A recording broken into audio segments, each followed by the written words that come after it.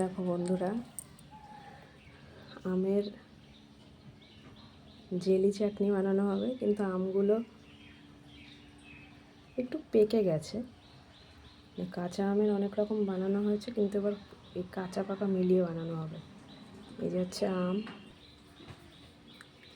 এই যে dry fruits, আর এই যে এদিকে কড়াইতে চিনি গরম করা হচ্ছে, মানে কেবল গলতে শুরু হয়েছে চিনিটা।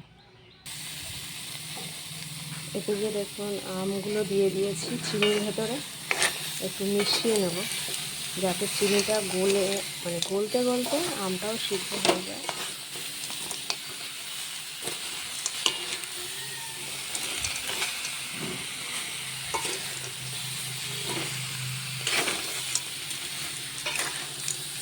আমাদের এদিকে একটা মশলাও রেডি করে নিয়েছি। এর মধ্যে আছে মৌরি, মিষ্টি মৌরি, কটা জিরে আর অল্প কটা মেথি।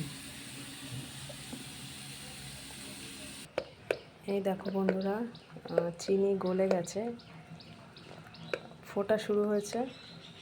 আমটা ভালোভাবে সিদ্ধ হয়ে গেলে তারপরে এর মধ্যে যা যা অ্যাড করার অ্যাড করব।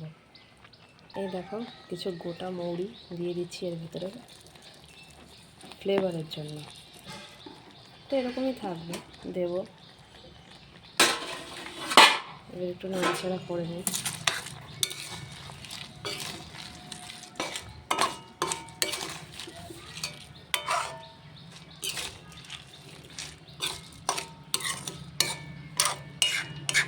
ভালোভাবে সিদ্ধ হয়ে যাওয়া পর্যন্ত ওয়েট করি।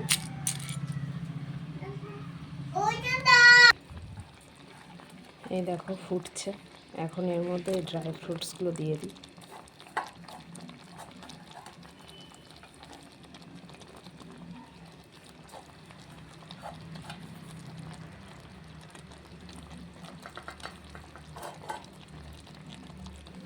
দিয়ে একটু হালকা করে নাড়াচাড়া করে দিই।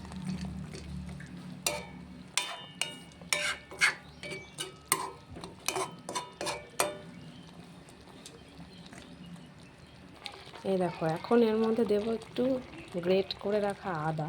আমি জানি না এটা দিলে টেস্ট কেমন হয়, বা এটা আমি কোনো রেসিপিতে দেখিনি, কিন্তু আমার মনে হলো যে দেওয়া যেতে পারে। বলতে পারো এটা এক ধরনের এক্সপেরিমেন্ট।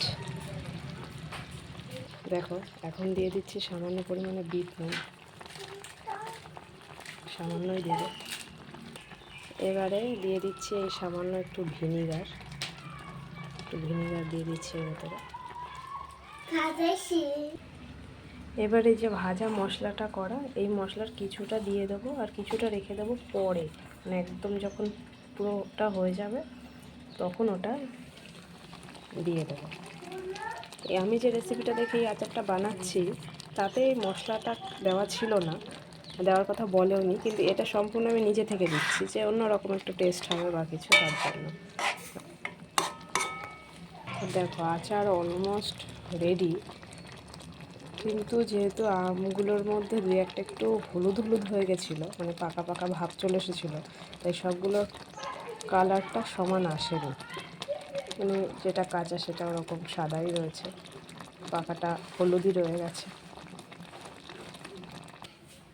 এই দেখো আচার আমার রেডি। এই কিছুটা ভাজা মশলা আমি ওপর থেকে দিয়ে দিচ্ছি ছড়িয়ে। এবার এইটা এরকম পাতলা রাখার একটাই কারণ যখনই এই ঠান্ডা হয়ে যাবে আচারটা, তখন এই ঝোলটা একদম গাঢ় হয়ে গায়ে মাখা মাখা হয়ে যাবে। একটু টেস্ট করে দেখেছিলাম যে ভালোই হয়েছে, মানে ভেবেছিলাম হয়তো খাওয়া যাবে কি না, কারণ আমি কিছু জিনিস এক্সট্রা দিয়েছি যেগুলো রেসিপিতে মোটেই ছিল না, কিন্তু টেস্ট ভালোই হয়েছে। যদি তোমাদের ভালো লাগে লাইক শেয়ার অবশ্যই করো।